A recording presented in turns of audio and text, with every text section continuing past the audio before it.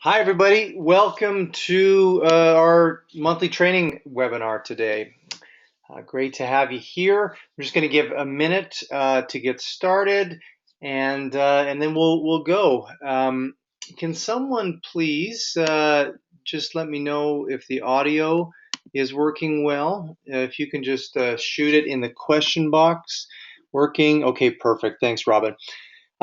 So we'll just give a minute to get going, and while people are logging in, I'm seeing lots of people logging in right now, so we'll just maybe give a minute or two. I am recording this right now, and hopefully you also can you see my screen right now? Hopefully the screen is there. You should be able to see a slideshow. If you can just type in the question, someone type in the question box whether or not you can see my screen. Okay, perfect. Thanks, Robin. Um, I am recording this webinar. I'm going to make a video version available. I'm going to upload it actually to YouTube because this is something that a lot of people can use, and that should be done in the next couple of days. So I'm just going to give you a minute here, and then we'll get going. While we're waiting to start the content, just a few things. Um, First off, because we're in the middle of incentive trip in Region 3, a lot of people weren't able to attend tonight. We actually did open this webinar up to people outside of the group. So there's going to be non-TWW people actually who are registered for the webinar tonight. And we opened it up to the general public. And based on the registration list that I had, there are actually a few people who aren't even direct sellers on this. I made this point because the content, while completely applicable to a direct sales context, and I'm going to present it tonight as it applies to direct sales. All the principles that I'm going to talk about actually apply to any form of business. And I know this because I've been involved in both consulting and my own startup businesses outside of the Sensi business for several years, almost a decade now. And I've seen this over and over again. So the lessons I'm going to teach tonight on kind of mindset of being an entrepreneur apply whether you're a direct seller or any other type of business. If you are employed by yourself and in business for yourself, then these principles are going to hold really true. But as I go through them, I'm going to present them in the context of a Sensi business. Okay, so let's get going here. Let me just tell you quickly the format. Megan isn't here tonight, so it's just going to be me. Megan's actually doing a party, a Volata party tonight. So she is unfortunately unable to make the webinar. We're not going to go through our normal shout outs and stats, just in light of the fact that we have a few people who aren't on the team on the webinar tonight. And we're not doing a draw, so I will just kind of mention that. But I do appreciate you tuning in, especially on what might be where you are, a warm evening or morning or afternoon. I know we have people from all over the world here on this call. So thank you for attending. I've put a lot of effort into this. I really hope that this is meaningful to you. And it's something that I absolutely believe and just know, not even believe, I know that this will positively impact your business, and not just marginally, significantly positively impact your business. One of the things that you get when you've been in a direct sales business as long as Megan and I have is you get what I would describe as the luxury of data. And what that means basically is over time, we start to see a consistency of trends. We see a consistency of trends such as the average time that a consultant, looking at the broad spectrum of consultants who join a Sensi business, the average time that a consultant stays in the business. Now, some, like myself and Megan, are going to stay forever, but there is actually a lot, as all of you know. Anyone on this call who has team or who are leaders or who are really developing the leadership side of this business and the recruiting business knows that one of the things that you consistently deal with, one of the brutal facts, as we call it in this business, is attrition, and the fact that a lot of people get involved in direct sales companies or network marketing companies, but they don't stick. They don't stay. They don't last long term. And, this is something that has been a constant intrigue for me and Megan about why people don't stick, what we can try to do about that to strengthen our business, and whether or not there's any similarities with the people who quit vis-a-vis the people who stick, and in terms of their habits or their outlook or their mindset. And where I say we have the luxury of data, what I mean by that is not just in our downline and the experiences that we've seen with people, but also in discussing this on a broad scale with other superstar directors and even other people outside of Sensi, other leaders in other direct sales, network marketing businesses. There comes to a point where you start seeing a consistent application of certain things.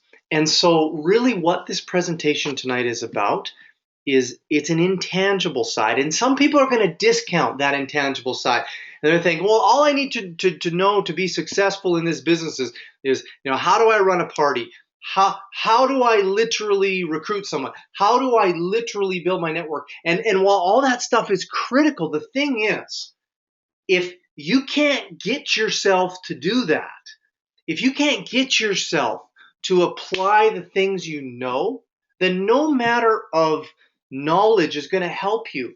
Knowing more and more and more and more strategies about how to build your business isn't going to help you if you don't have the hardware up inside your brain to allow for an action taking mode to take place. Okay, so if you can't run your mind effectively, if you're constantly dealing with stories in your head and fears and all these other types of things, then it's not going to work. And I don't say that to be a pessimist. I say that to just be a realist based on the data that I've seen. So my intention tonight is that for those of you who've taken the time out of your day to tune into this, and it will be available on video, that at least a few of these lessons will really dig in with you.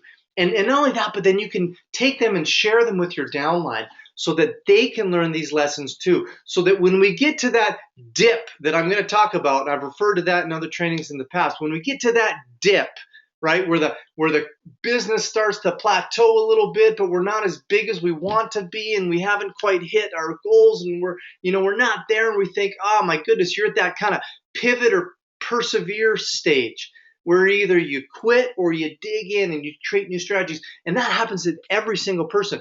When you hit that point, you're going to have tools to be able to work through it. And when you see your downline hit that point, which they inevitably do, every single one, you're going to have tools to be able to work through it. Okay? So what tonight's going to be is I'm going to go through 10 key principles. I call this presentation the psychology of business success. I've actually given this presentation in slightly different forms several different times, both inside and actually outside of a direct sales context. I've taught this business. I actually just taught this several weeks ago to a large group of entrepreneurs in a public speaking context. So this is stuff that is, I feel, very tested and very applicable. With each principle I'm going to talk about, I'm also going to give a book recommendation. Those who know me know that I am a huge endorser of continual learning as an entrepreneur. So I'm going to be giving several, well, really 10 book recommendations that you can look that will both validate the principles that I'm speaking about and also give you additional learning that you can seek in on your own time. Okay, so let's dig in. Principle one. The first mindset that I want to talk about is what I'm going to call the employee or entrepreneur dichotomy. Let's dig into that a little bit more. Okay, the white is indicative of an employee mindset. The red is indicative of an entrepreneur mindset. Now, as I go through these, I want you to think about your business. If you're in Sensi, I want you to think about your Sensi business. I want you to think about the experiences that you've had training your downline. If you're not in Sensi, or if you're in a different network marketing business, apply the same thing. If you're in a completely different business altogether, again, apply the same thing. There's a difference, and it just is the way it is. There's a difference between how an employee thinks and how an entrepreneur thinks. If you want to succeed long term in this business, you have to think like an entrepreneur. Point number one, wage earner or investor. Have you ever thought this to yourself? I've heard downlines say this, or maybe, partners sometimes will say this, or spouses even, who are thinking like an employee. You've been at this business for 50 hours so far, and you've made $100. So you're basically making $2 an hour in your business. That is an employee mindset, okay? And if you maintain an employee mindset, you will find yourself quitting. I cannot be more blunt about that. What's the difference between an employee mindset and an investor mindset? An investor takes a completely different approach. An investor says, you know what? It may take a little bit of time to build the infrastructure that I need to build. And not only that, I might actually not make any money. I have to put in some money and put in some time, and I might be in the hole for even a little bit. But I believe in this, and I believe in the product, and I believe in the opportunity, and I'm willing to do that. I'm willing to take on some risk. That's how an investor thinks. An investor thinks in terms of controllable risk. And they say, based on all the factors that I see, yes, there is a little bit of risk, but I believe the upside is strong enough that I'm willing to bear with that risk. And even if it takes a little bit of time to get profitable, I'm willing to build a proper infrastructure to make it profitable. And when a Sensi consultant thinks like an investor, they become successful. When a Sensi consultant thinks like an employee, they end up quitting. I've told this a lot, and Megan shared this too, and I'm not going to get into details about how much money. But we lost money in our first year. We've been in this business 6 years. Okay, we've got a downline over 4,000 right now. We lost money in our first year because we were completely investor driven, completely looking at how do we make this thing into a viable long-term business. Okay? Point number 2. Are you looking to create systems? Execute orders is more like, okay, I'm told to do this, I'll do this, versus creating systems, which is having a big picture of what you need to do. Point 3, pass or embrace responsibility, right? How many times have you seen someone pass responsibility, or how many times have you done this yourself where you think, oh, I can't get sales. Nobody wants to join my team, right? Whenever I hear the word nobody or nothing works or I've tried everything, what I immediately say to myself is that's a pass responsibility position. Because there are lots of people who want to join. There are lots of people who want to buy. So the fact that it's not working for you doesn't mean that the whole thing's broken. It just means that you're not doing the right things. And someone who takes responsibility, as an investor takes, says, okay, it's feedback. I'm not getting the results I want. I'm not doing the right thing. So then I'm just going to change up my approach. I'm going to look for different things to do. I'm going to try something I've never tried before. I'm going to try something out of my comfort zone. How long will you stick? Now, I've talked about that point as I tied into the wage earner investor. And the last point I'll bring up is this idea of failure versus feedback. A critical principle, and I'm going to get into this one more in mindset number 2. Let me describe it. A failure mindset is one that says, I'm going to try something, and if it doesn't work, if I don't get the results I want, then I'm just going to say it doesn't work. Where a feedback mindset is someone, think of it almost like an amateur scientist. You're running an experiment. I'm going to put out these 500 flyers. Okay, what did I get from this? I got 3 parties. Okay, so is that a good use of my time or a bad use of my time? You see what I'm saying? And for everyone, you're going to have a different. And I'm not saying flyers are good or bad. For some people, they might be good. For some people, they might not work. But what I'm saying is you have to take a scientific approach, constantly taking almost experiments in what you're doing, looking at what you're doing, saying, am I getting the results I want? And if I'm getting the results that I want, continue to do that. If I'm not getting the results that I want, then switch it up. Find new strategies. That's the only way. And when I see a consultant who basically has a frame of mind that says, by darn it, I'm going to try every strategy that exists until I find the one that works. And when I find, and I'm just going to keep on, I know that person's going to be successful. That's the entrepreneurial mindset, and that will lead to successful. Okay, the book recommendation I'm going to give, it's a book by Michael Gerber. It is called The E-Myth. Again, this will be on video, so don't feel like you need to write everything down. Okay, mindset number 2. This is often called lean methodology. And this is very, in essence, the same as the last principle, the failure feedback. But think of it in another way.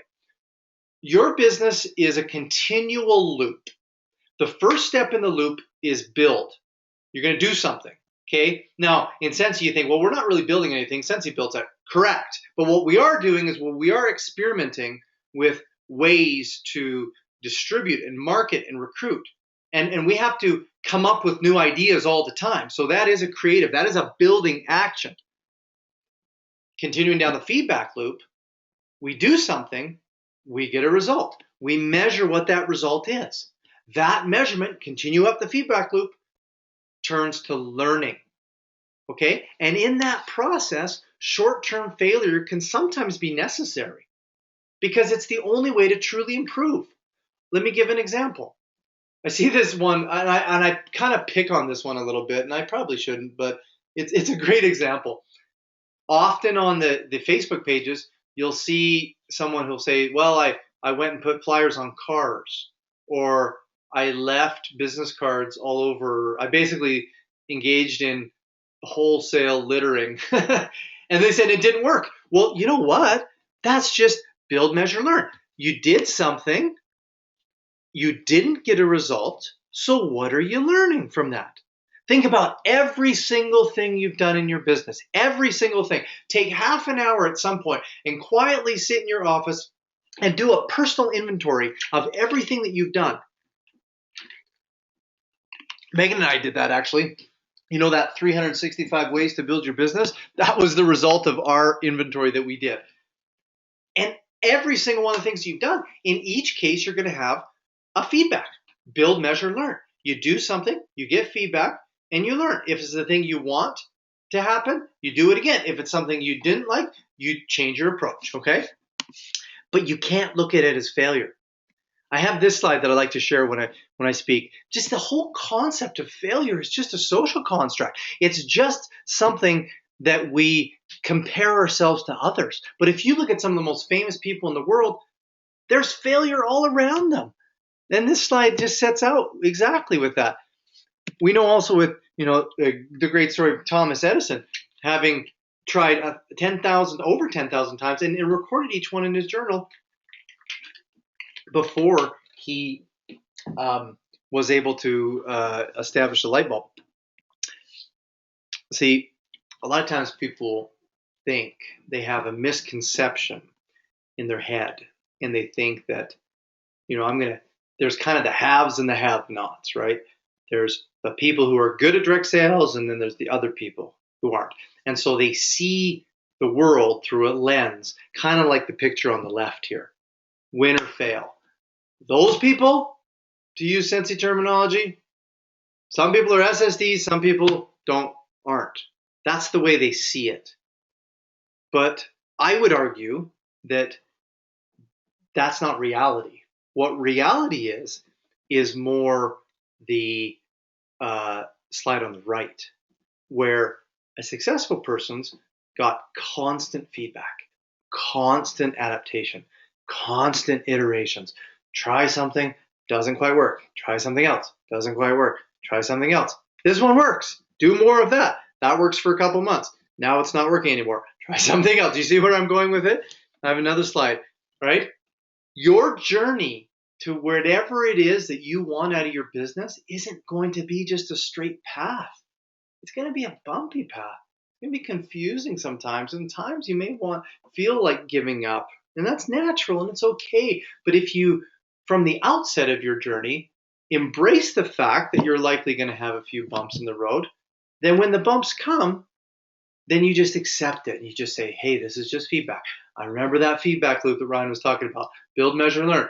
I did something. I didn't quite get the result that I want.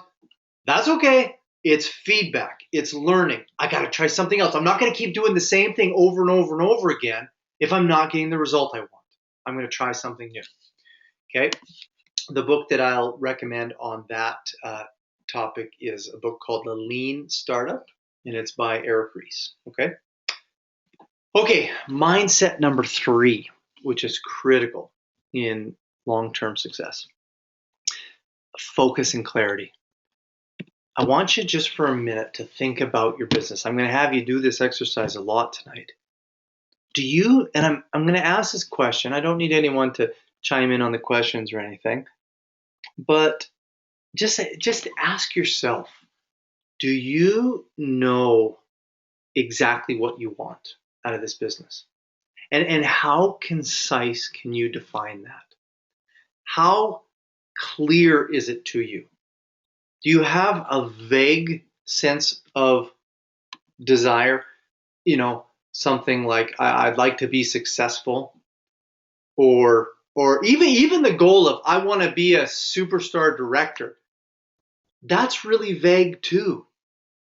That you think, no, it's not. It's totally clear. Well, there is a gigantic range in incomes between superstar directors, a huge range. Like, I would challenge you to say, what exactly form of superstar director do you want? You know, how many people do you want? What kind of money would you like to make?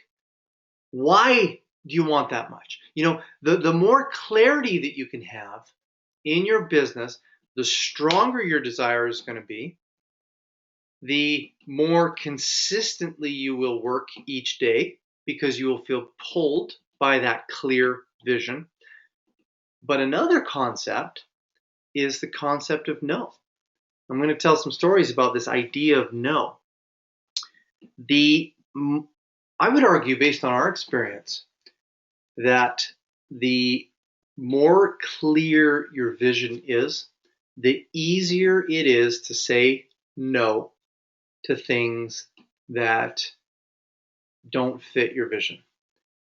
And so what do you say no to? What about saying no to time wasters? You know, me and Megan talk often about how, I'm not kidding, for at least 18 months, we didn't watch TV at all. TV became like extinct in our house.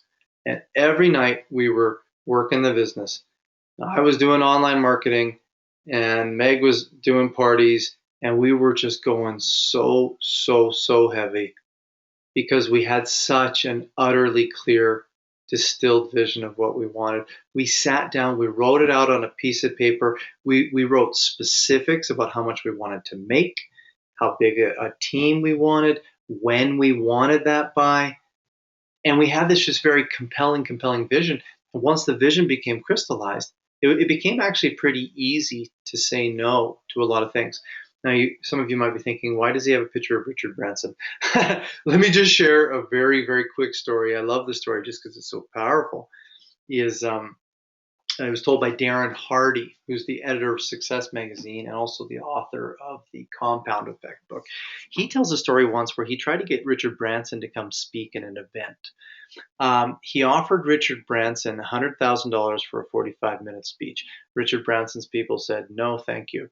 He then returned and said $500,000 and we'll get a car to pick you up. It'll be an hour and a half door-to-door speech to back to your private plane, $500,000. Richard Branson said no. A third offer came, $1 million for Richard Branson to get off the plane, speak for an hour, and then leave. And he still said no. Darren Hardy was dumbfounded by this, and he had to ask. What he said, what amount of money? What's your price? What does it cost to get you here? And Richard Branson's answer was, there's no amount of money.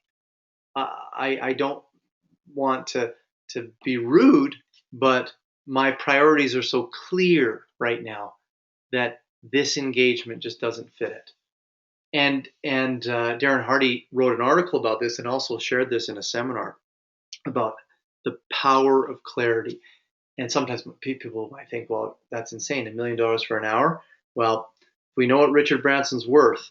We know that he's probably said no to a lot of things so that he could focus on the yeses that were most meaningful, because Richard Branson's worth thousands of millions of dollars right now. Okay.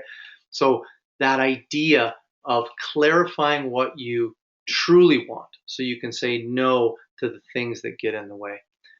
And there's a lot of them. You know, if you don't think that you waste time, and I look at myself because I've done this to myself, I think, you know, how I want to do this, or I want to, you know, do this new goal or whatever. I don't have time. Have you ever taken an inventory of yourself? I dare you to do this activity for 2 days. I dare you. And I would love to hear your feedback. I've done this with myself, and I was astounded at the amount of time I wasted. Carry with you a stopwatch. Every single time you do something that doesn't contribute to your most meaningful goals. And so what I mean by most meaningful goals is that could be, you know, like let's add other things into your business. Let's add family, physical health, spirituality, whatever your meaningful goals are. Take a stopwatch. Every time you do something that actually contributes to your most meaningful goals, turn the time on. At the end of 24 hours, obviously sleep not included, see how much time the clocks run. I did this to myself, and I was astounded. I was horrified that I had all these big goals that I wanted to do, and I was spending like 4 hours a day pursuing them. Because there's so many little things that so easily distract us. You know, you go on Facebook. Let's use Facebook. Facebook is the biggest time waster that exists in the world. Go on Facebook to do something for your Scentsy business, and I guarantee you end up scrolling the news feed. And have that stopwatch going at the same time. 20 minutes goes by in a flash. What if you took those 20 minutes and did a self-imposed booking blitz every single time? Think about what your business would be like. Okay? If you understand your why, then you can start blocking out those distractions. Okay? And when you know your why, it becomes easy to go after it. And your why doesn't need to be about money. Sometimes, if you want your why to be all about money, there's no right or wrong answer about what your why needs to be. Sometimes money is a very powerful goal, especially if you're struggling for money. But sometimes money isn't. Like let's use an example. If your spouse makes lots of money right now, and you got the Scentsy business, and money is your only driver, it's very, very easy to just say, you know, life's good. I don't need to make that much money. So then if that's the case, I ask you, well, then what drives you? What's going to cause you to make 1,000 phone calls over the next year? You know, what will drive you? Sometimes pain is a wonderful driver. The pain of regret, the pain of knowing that you've got something deep inside of you that needs to be seen by the world, that if you don't engage and if you don't overcome your fears and confront it, you're going to live that regret. That can be very powerful. The pain of having a job you don't like that you want to get out of. It doesn't, you know, there's no right answer to this, but if you can trigger your why, it opens up something very, very powerful inside of you. Why is that? There's a book, I'm going to jump ahead. The book recommendation for this principle is a book called Start With Why by Simon Sinek.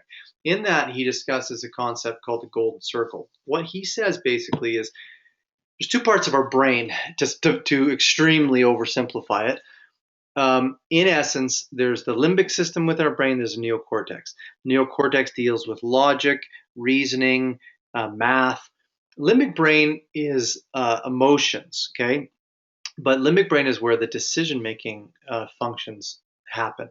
The limbic brain is powered by the why and the how, but most importantly, the why. And so how does this apply to Sensi? Well, the decision-making function of your brain, remember, this is a presentation tonight on psychology, the decision-making functions of your brain are driven by emotion. Emotion is driven by your why. So when you're sitting at home and you're thinking to yourself, I can work my business for the next hour.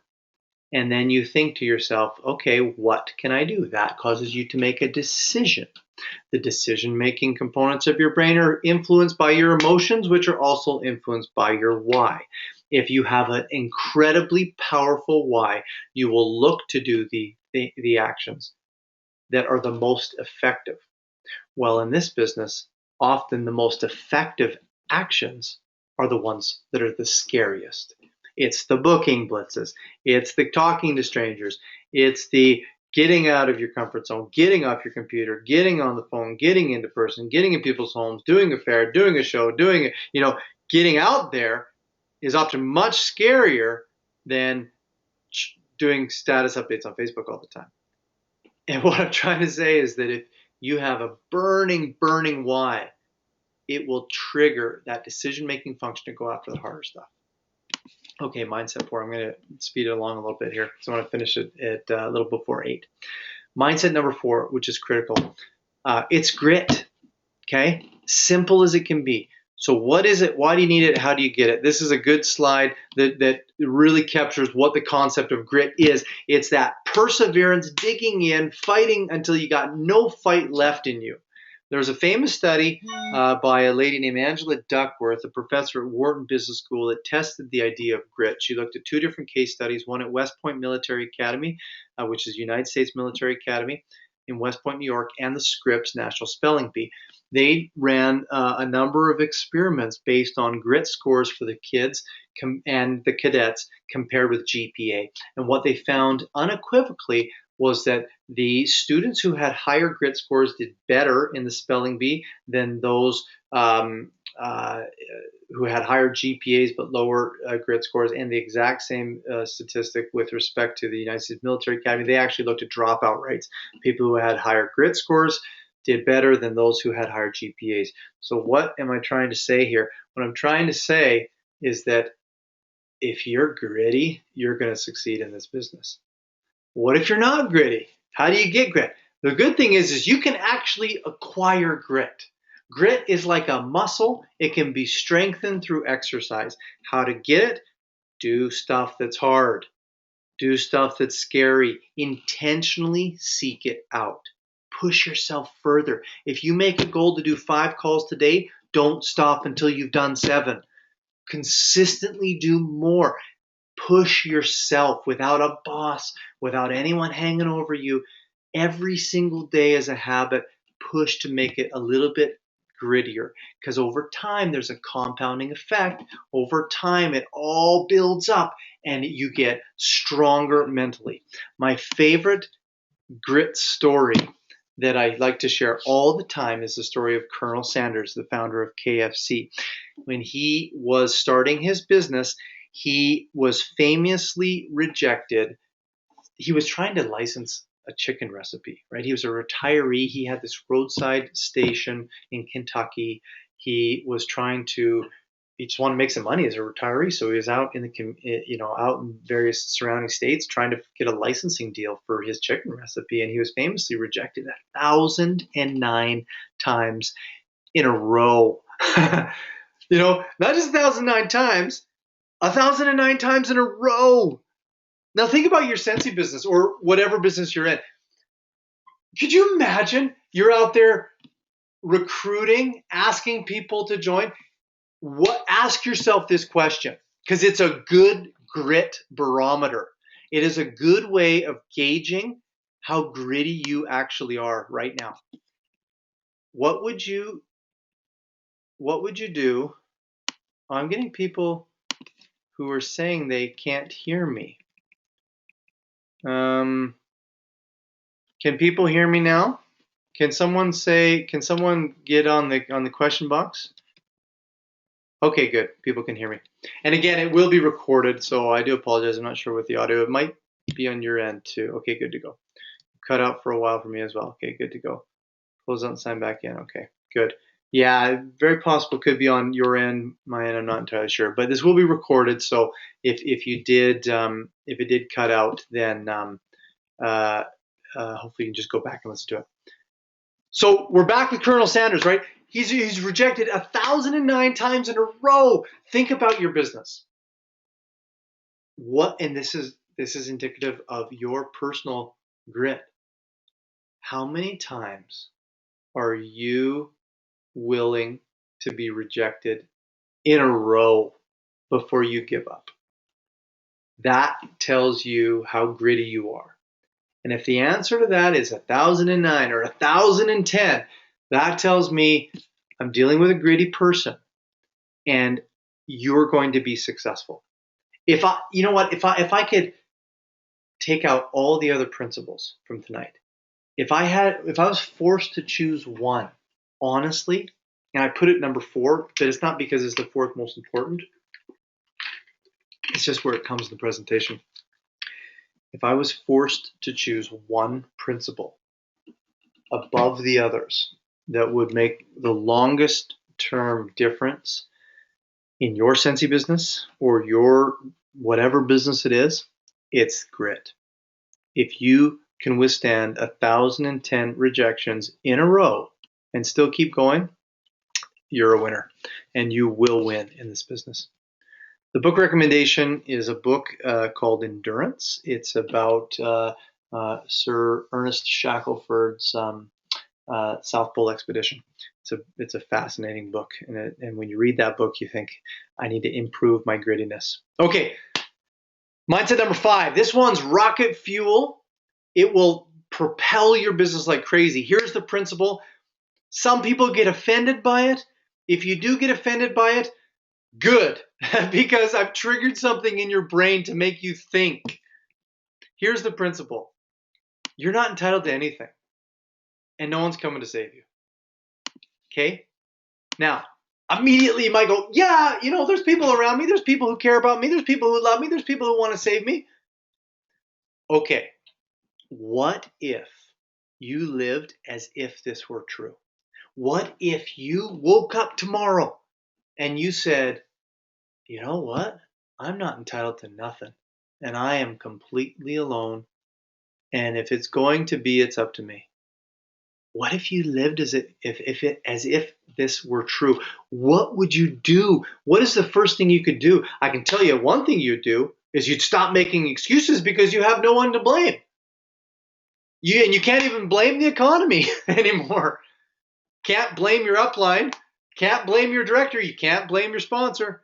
Can't blame your superstar director. You got nobody to blame. What would you do if you had nobody to blame? What you would do is you'd look inward and you'd say, all right, time to go to work. You'd either do that or you'd quit. One of the two. And so if you embrace this principle, it is so powerful, so unbelievably powerful. And what happens is the moment that you start embracing this principle, this is what's happened to me, is people kind of identify themselves under this principle. I can kind of tell. I can tell who has an empowerment mindset and who has an entitled mindset. Okay? I have a little side here. And unfortunately, and if you feel like, you know what, maybe I have a little bit of an entitlement mindset, I did it once too. I think it's really common. Everyone struggles with this a little bit, but just change it. Just change it. The power is within you to change that mindset. Little slide. I don't have a problem with entitlement. It's just that I'm not getting The problem is that I'm not getting everything that I want. Okay, if you have, this is called kind of above the line or below the line. If you have an above the line mindset, you take ownership, you take accountability, you take responsibility. If you have a below the line mindset, then you see yourself as a victim, and then you start making blame, excuses, and denial. You know what? You might be a victim, but what I can tell you is that in this business, if you have a victim mindset, and whenever something bad happens to you, or whenever you don't hit your goal, you just look immediately to point the finger at somebody else, you're not going to succeed long term. You're going to stagnate. And that's just the truth. I say that is math. It's math. You're not going to propel. You're not going to go far. You've got to keep an above the line mindset. Okay? If it's important to you, you'll find a way. If not, you'll find an excuse. And I'm not going to even apologize for my bluntness here, because we've worked with, we've got 4,000 people in our downline right now. We've probably had another 2,000. I don't know that many, but at least, geez, I don't know. I'd be interested to go see the statistics. I bet it's close to 2,000. People quit. So, like, the number of consultants that we've worked with are huge at this point. And I've seen it over and over and over again. So I'm not going to even apologize for this principle. If you look to blame when things don't go your way, eventually you'll find yourself out of the business. And don't do that. This is such an incredible business. It's such an empowering business to be involved in. Just take that responsibility. What are some common excuses? Okay? And do an inventory. If you feel that some of these apply to you, well, then just take the steps to change it. Just awareness is the first thing to making a change. If you're not even aware that you're doing something, how can you change it? So what are some common excuses that we see all the time? Number one, I've never done this before. Well, probably 99% of all the current SSDs in Sensi have never did Sensi before, or any direct sales before. Maybe not 99. There's a few that did direct sales, but there's tons that didn't. Okay, I'm too old. That's just silliness. There's lots of examples of people who established themselves. Again, look in Sensi. Look at the people. There's examples completely. I'm scared of failure. Well, so is everybody else, right? It looks like okay, there we go. Hopefully it didn't cut out. Okay. Can you guys hear me still? Can someone say noted on the question? Yes, okay, good. Okay, I'm scared of failure. So is everyone else. It's not enough to allow yourself to get stopped. I'm waiting for the right time. Now's the right time. Today's the right time. Okay? You say, how does this apply to Sensi? Well, it's a summer. People don't like to buy in the summer. Yes, they do. Yes, they do. We have a consumable product. It means that people run out. Okay? I can't tell you how many times we've got new customers because people said, oh, I forgot who my consultant is, or they never talk to me anymore. And someone comes and Googles and talks to us. And we're not poaching consultants. Like, we wouldn't ever do that. And if we actually try to find who their consultant is, and we say, who's your consultant? And if we know them, then we pass them off. But the reality is our store is open. We don't take 3 months off in the summer. Okay? There is no right time. If you're going to be involved in the business, then be involved in the business. Make it part of your lifestyle. Okay? A big one. Some people, they made it because they're different. You know what? Again, look at successful people, whether it be in Sensi or any other business, and you will see the broad spectrum of age, personality, demographics, education, race, everything. Everything's covered. So there is no one set that's different. There's no one group. About the only thing they could say is different is the people that are successful tend to have grit. Okay? How about this one? It's all about who you know, and I don't know anyone. Okay? We've shared the statistic in the past that every single person that we recruited, except I think 1 or 2 in 2009, has quit. Okay, and we pretty much exhausted all of our contacts in 2009. So how did we get to where we are right now? because we forced ourselves out of our shell. We forced ourselves to create new networks, to meet new people. The fact that we came into the business with a certain group of net connections and that wasn't large enough, that was not an excuse. We pushed ourselves to make new connections. Okay. The book recommendation I'm going to give on this one is a book by Brian Tracy called No Excuses. Okay. Mindset number 6.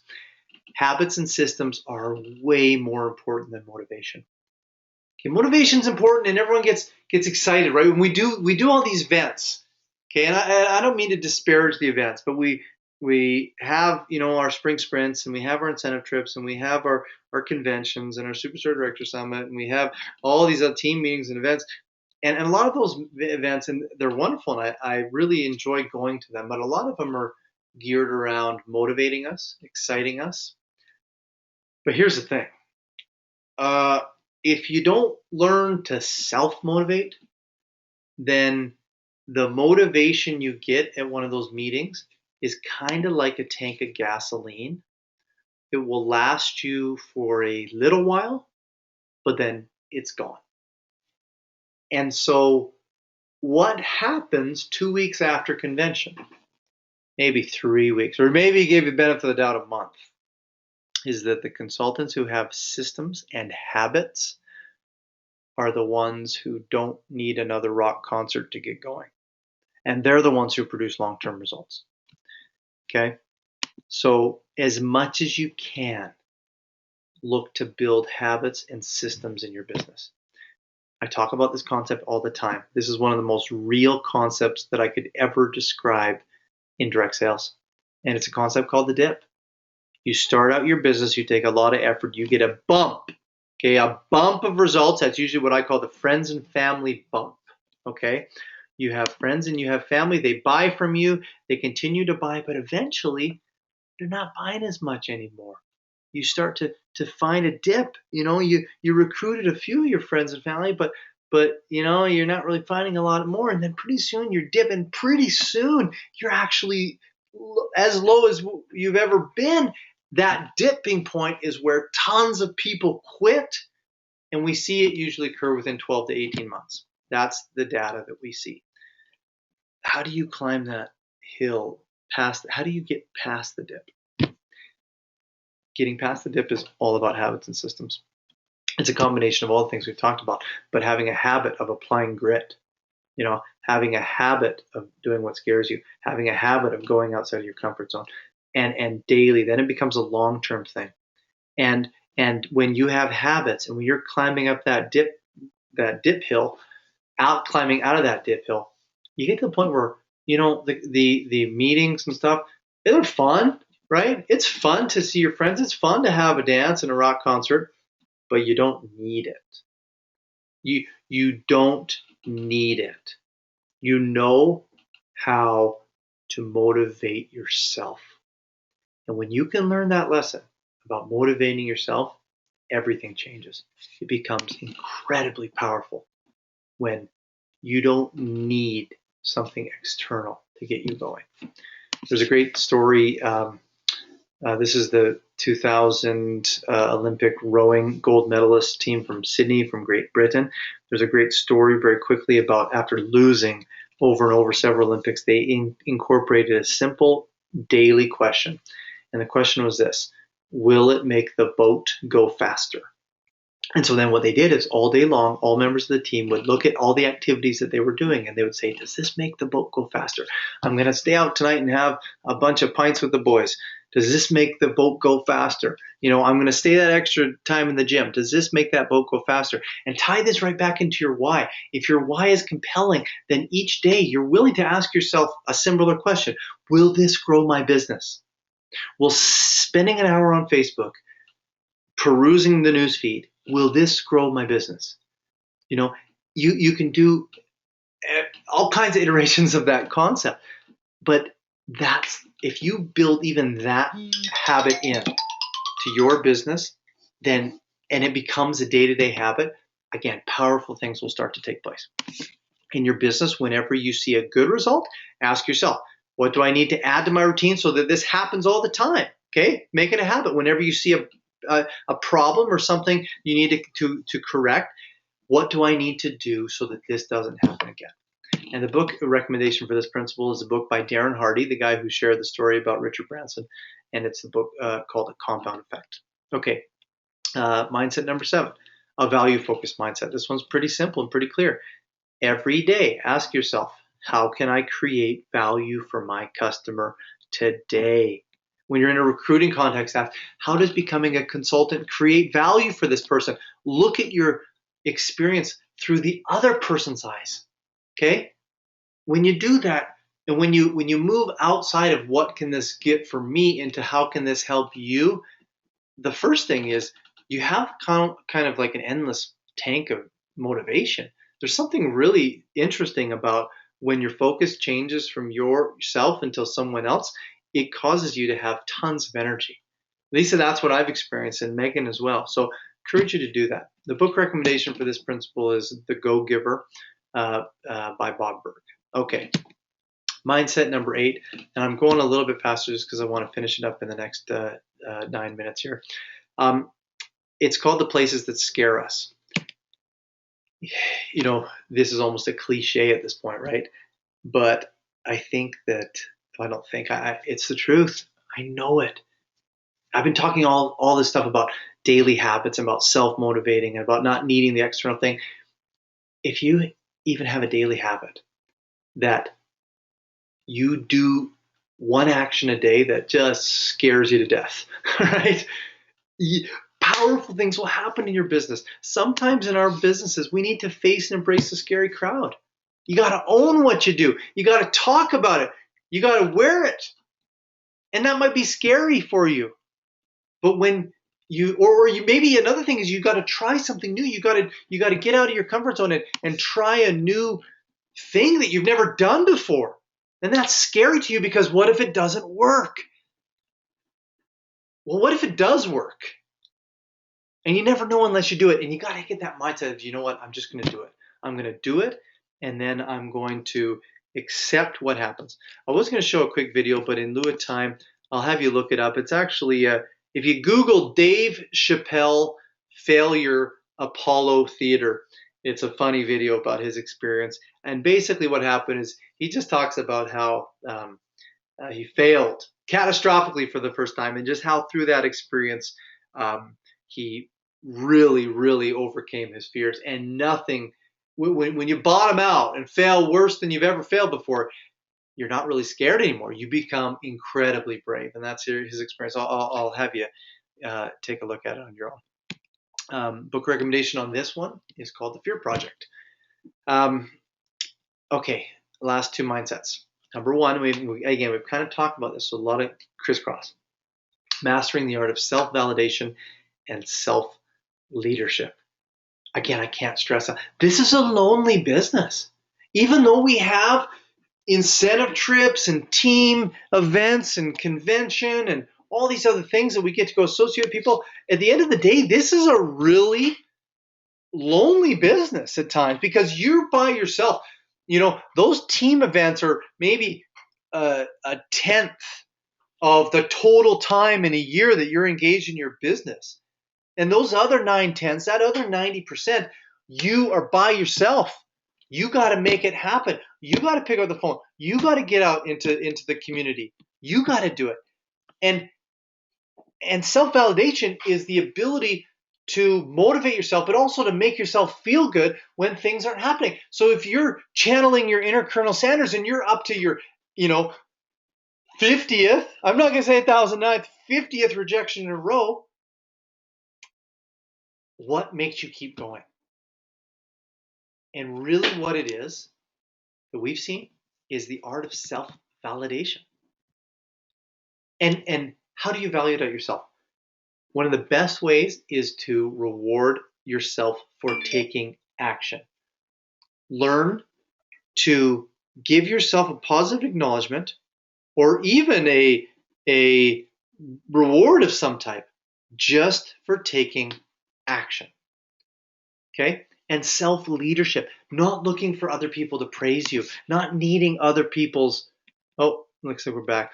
Sorry guys, I don't know why the mic's getting out tonight. not needing other people to validate you, but doing it yourself. There's a famous story about marshmallow test. Walter Mitchell in Stanford University, who tells a story about well, it's not a story. It's an experiment. They're a very famous experiment in the early '60s about where they basically gave a kid a marshmallow, and they said if you wait a couple minutes and you get two. And then they went and started to track for I think 20 years the lives of these kids, and remarkably, the kids who could wait, the kids who didn't need the instant gratification, did much better than those who immediately grabbed that marshmallow. The book that I'm recommending on this one is a book called The War of Art, and a follow-up book called Turning Pro by Stephen Pressfield. Incredible books. Very, very powerful. Okay, the last one. And I do apologize as we've had a few audio cutouts today, but I do hope that this has been positive for you. And I really hope that you can apply this and teach this to your downline, because, a lot of these things, it's funny because these are the things that really matter in the business, but they're not really things that you're going to learn in school. Some people have parents that teach it to them. Some people it just comes naturally to them, but some people it doesn't, and then they get frustrated with their business. And it doesn't need to be that way. It doesn't need to be frustrating. And if you're just new in this business, one of the reasons why we wanted to do this training, Megan and I, is just because we want to give you kind of a feel for what it's going to be like. We've never been of the opinion that deceiving people was a good idea. And what I mean by that is sometimes in direct sales, one of the reasons why direct sales and network marketing sometimes has a bad view, or why some people view it negatively, is because, unfortunately, there's a lot of people who don't tell the truth. They just kind of mislead you. They talk about the the freedom, the lifestyle, the money, all that other stuff, and they forget to tell you about the fear and the rejection and the amount of time it's going to take and the frustration. And me and Megan from day one have been like, you know what? We're going to call it as it is. Oh, cut out again. Shoot. Can you hear me? Guys, can you hear me? Can someone confirm that you can hear me? Yep, okay, good. Jeez, I'm not sure why that is. But what I was saying is one of the reasons why direct sales has a negative out or is looked at negatively by lots of people is that some people are misleading when they're recruiting. They tell you about the rewards and the lifestyle and the money, but they don't tell you that the grit is needed. They don't tell you that you're going to be rejected a whole bunch. And from day one, Megan and I have always felt that what was necessary was to tell the truth. Tell the truth that you can have the best business in the world. You can have a lifestyle that rivals anyone's. But there's some things you're going to need to do. You're going to need to train your brain. You're going to need to develop your grit. You're going to need to learn to self-validate. When no one else is there patting yourself on the back, you've got to do it. Okay? And that's scary for a lot of people. But we would rather be honest with you than to mislead you. So mindset number 10, the ability to see it before it actually exists. And I'll just leave with this story, a fantastic story. If you've been to Disney World, you've seen this in Florida, you've seen this statue. Now, Disney World didn't open to the public until after Walt Disney had died. And when they opened it up, a reporter said to Roy Disney, who was his brother, "Isn't it sad that Walt isn't here?" And Roy's response, and I'm paraphrasing it, but brilliant. he said, there's a reason why Walt was a visionary, and no disrespect intended, but you are an entrepreneur. Or sorry, you are a reporter. There's a reason why Walt is an entrepreneur and you're a reporter, no disrespect intended. And it's this. Walt already saw it. Walt saw it in his mind long before the tangible counterpart came into existence. That's what an entrepreneur can do. A good entrepreneur can see it before it happens. Because if you can see it, then you'll believe it. If you don't believe it, it's not going to come about.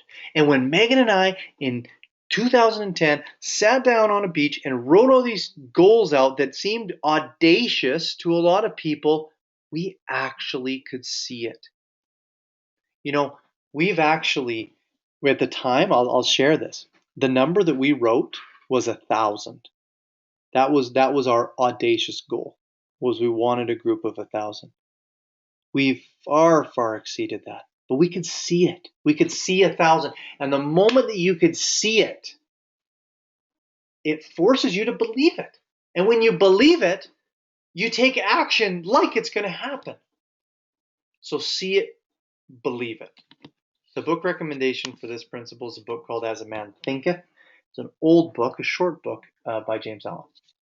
Okay, I only came in 2 minutes late. I'm going to shut her down. Thank you for tuning in. Hopefully this was useful. I'm going to post this up on the various boards as soon as the recording is done. I get it on YouTube. Again, I do apologize for the audio issues. I'm not quite sure why that happened, but I do apologize. The audio will be consistent on the recording. Okay, so hope you have a great evening. Again, thanks for tuning in, and have a wonderful night. Okay, take care.